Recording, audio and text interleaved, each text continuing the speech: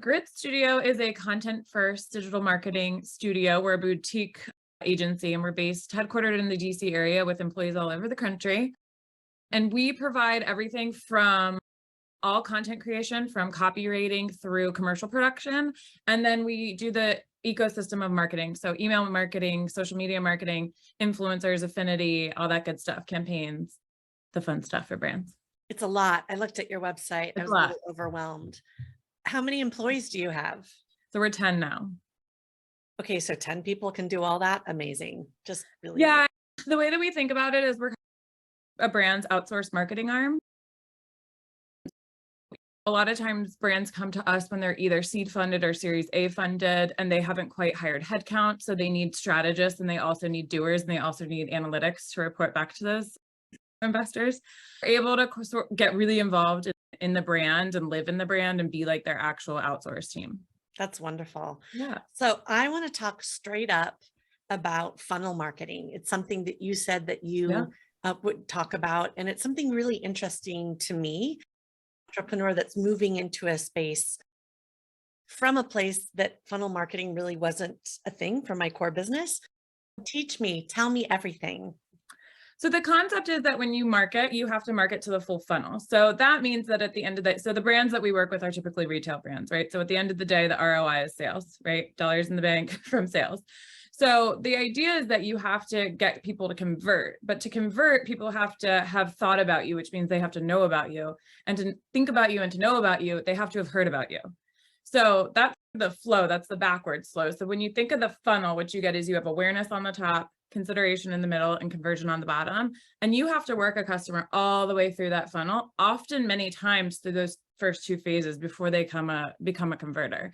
So the whole concept is that you have to be able to create and serve content at each one of those stages to the customer where they want it, when they want it, and how they want it, if you want that sale. Yeah. Okay. So break that down. How on earth do you figure out where they're at in the funnel, how to target them at the top and not give them a message that it's at the bottom? Is it cookies? So there's a lot. And of course, that's complicated now with like the way things have changed. Media is like a wild world right now. So we have wonderful paid media partners. We don't actually do paid media, but paid is a huge part of filling that funnel. So you have to be able to, if you're talking about a website sale, for example, you want that conversion and you know that you convert 2% on your website, let's say. So if you want $1 million in the bank at the end of the day, that is a 2% conversion. You have to do the math backwards. So how many people have to come to your site to make that conversion? And so that's when the numbers get really big and you have to have a really big number of people coming to your site for that little 2% conversion. So that's where there's a lot of different awareness tactics. For example, there's paid media, there's PR, there's lots of different branding activities that you can do. And then the conversion messaging is really like promo code, sell here, GWP, like incentive. You're already in our ecosystem. How do we close the deal? So that's kind of how we get people to do that. And how much does SEO factor in with all of this awareness and getting people at the top of the funnel? Yeah, so SEO and SEM are two different things. So SEO is like how you're technically and by keywords optimize on your website, and then SEM is the marketing of words. From an SEO perspective, it's so important that Google knows how to search you, because otherwise Google can't search you. So how is Google going to serve you to people who are looking for something like you? So that's super important. We do a ton of SEO strategy and execution, and that's everything from blog posts, writing, keywording, the technical side of things. So that what we say a lot of times before you invest in paid media, for example, is that you have to get your house in order. You have to get your content house in order. So if your website's janky, why are you going to spend money driving people to it? We get a lot of people who are like, I'm ready for paid, and we're like, not yet. And yes, it's an investment to redo your site, but it doesn't matter because you're just going to waste the money. So we focus first on getting your house in order, making sure your website is awesome, making sure it's optimized, making sure that your owned channels are ready for traffic and to serve these people. So we work on that first, and then we look to the other levers, which might be like PR or paid. Okay, that's a lot, but that's awesome. And then if the website's converting 2%, and let's say that is an average, what is your overall conversion with a product? What is a slam dunk? if you're What do you converting mean? at. If 2%, so that's from the website, but are all of these direct to consumer mostly? In this situation, yeah, Okay. that would be like a D2C. Okay. So at that point, you also know what your average order value is. So like you can say that if you have 100 people converting and most people purchase a $98 cart, that's how you can understand like the math of what's on the other end, the happy end of revenue. Right. You are a certified woman-owned business, and I'd love to Yeah. know how that has added value to your company or not. Okay, so first of all, that process is a beast. I don't know if Yes, you've it done is. Oh, yes, that. I have. I did it 3 times before I actually had the wherewithal to actually go through with it. It's like an Yeah. FBI probe. Oh yeah, I went through a third party because it's impossible. It's like I was like, I assure you, I am still here. It is still me. It is just me. It has always been me. And here I still am a woman. To be honest, it's a very new certification. So I haven't quite leveraged it the way I could. We're in the DC area. So around here, sometimes that just might mean like government type contract funding. We're not really in that space, so I don't imagine that would be like so much of a revenue source for us. But for me, it's just something that I want to have established because it's something that I'm very proud of and like I worked very hard at. And our entire team is women. It's obviously women and mom owned, but then are also completely women run. So just something to have there, leverage when we can. I don't know if you have any ideas on how to leverage it. I'm totally open. I have a lot of experience shares that I can share with you. And in my core business, it ended up with doing a huge amount of research and a deep dive and really talking to the Fortune 500 companies that they have this diverse supplier program. Right. I'll just say for the people listening to this, in my experience, what I've learned is that yes, it would be great if they could actually do the program, but no, they are not staffed and Yeah. really paying as much attention to it Mhm. as they thought they could set out to do. And maybe that Right. will change in the future. Yeah. Interesting. Interesting. That's good to know. Yeah. Yeah. What is your culture like at Grit Studio, and how are your employees motivated day to Yeah. day to do excellent work? Especially, it sounds like they're remote and Yeah. sprinkled around. So our culture is based on our name, which is grit, which is hustle, passion, hustle. That's what the business has been built on. And that's truly like the vibe of every person on this team.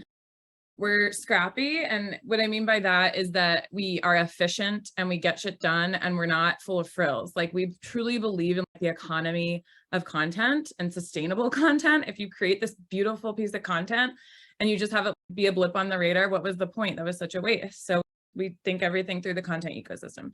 So when it comes to culture, I'm very proud of our team. I think one of our core values is have each other's back, and another one is make fridge-worthy work. So those are things that are constantly, I've got a toddler if you can't tell. So those are things that are constantly reminded. We also say often this is PR, not the ER. So perspective is very important to our team. So those are some things that keep us going. We I do love have that you're, so just stop for a minute and say, Sure. this is PR, not ER. Yeah. That you are calling that out is so wonderful. And I do something similar. It's like my core business is events and entertainment. Mhm. We're planning parties. Let's not get ourselves all worked up. Exactly. Like we're not Exactly. doing, like we're not saving lives. Right. We And like are. I come from the beauty industry and I'm like, you guys, it's mascara. Meanwhile, like my sister's a pediatric oncology nurse. So we have to have Mhm. perspective. Yeah. And that's not to say, of course, we super prioritize and value all of our brands and we're in the beauty and wellness space.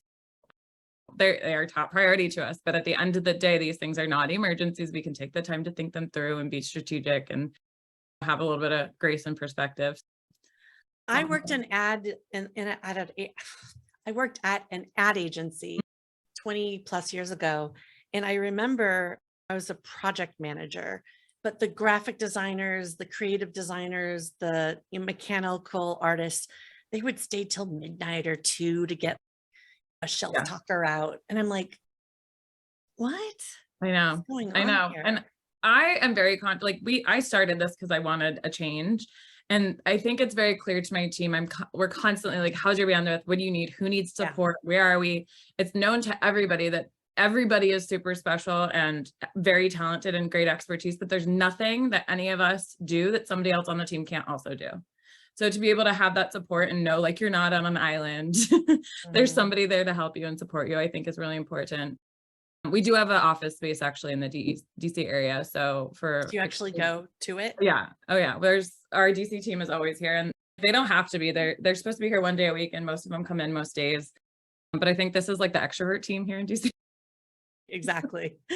So it's been great. And I live in a bubble. I think that's like I have 11-month-old and a 3-year-old, and I've got the business. And so my house is literally 2 blocks from my office, which is 2 blocks from the pediatrician, which is 2 blocks from the grocery store. So that's the only way I can kind of function. So for me, it was a way to like get out and be able to focus.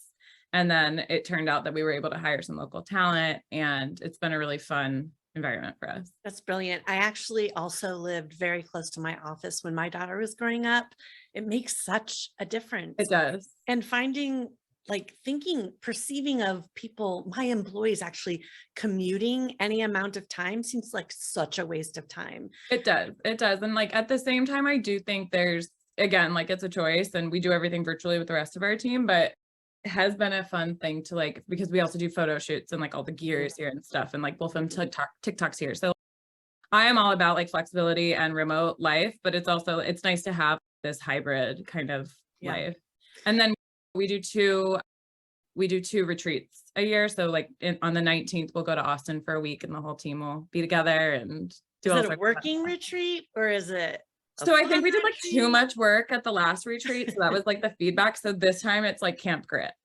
Okay. Yeah. So we'll see. We're gonna do like co-works in the morning, which will be nice just to be able to work together. And then we're doing some sessions, like some growth sessions, and then we're gonna have a lot of Austin, Texas fun. It's gonna be really hot. Anyway, I know. moving right along. How have the last 2 years of the pandemic changed and shaped your company for the better? And how has it affected it negatively? Yeah. To be honest, we were a company that scaled and grew during the pandemic. Before the pandemic, I was working with local brick and mortar beauty shops, jewelry shops, things like that. And with the pandemic, they obviously shut their doors, didn't have budget for digital activations. And just by, I don't know, like whatever was in the universe, I got a hand sanitizer client. So like slam and dunk. I'm gonna call that luck. So that obviously was very fortunate at the time. And then from there, I started focusing more on national brands and shifted gears to that direction, and it worked out for us. So now we work with mostly national brands, D2C beauty and wellness brands. And so from there, at the beginning of the pandemic, I was a one-woman and now we're a 10-person shop. So that's amazing. That's been a good thing. Most of the publicists and media and creative entrepreneurs that I talked to did grow within the pandemic. Yeah. And I was pregnant with my second kid and I was on bed rest with both my pregnancies. And so I was, what else can I do but work? So here I go. Yeah. So what right now is we're nearing fourth quarter. What is your number one strategy for growing your business? Growing and or scaling, because they're two different things related. Yes. We're at this like awkward teenage phase where, and I've heard from people, this is like the hard stage where you're still doing all the things, but you're also hiring things. And the economy is whack right now. So we're just, even this week, okay, buckle up for this quarter. I feel like I'm like trying to keep the ship afloat, but also like put great things on the horizon, but also like doomsday feels like it's halfway behind me. So we're in this like wacky space right now. My theory for the rest of the year is just try to excel at our work and close out strong. Like revenue is obviously something that we're hunting down, and Q4 has always been a big growth month for us.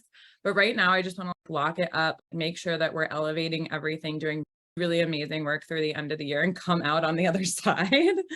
That's like where we are right now. I don't have any plans for any new hires until 23. So we're hunkering down with the team that we have and really optimizing, making sure that the wheels are turning really efficiently and that we're doing everything as best we can.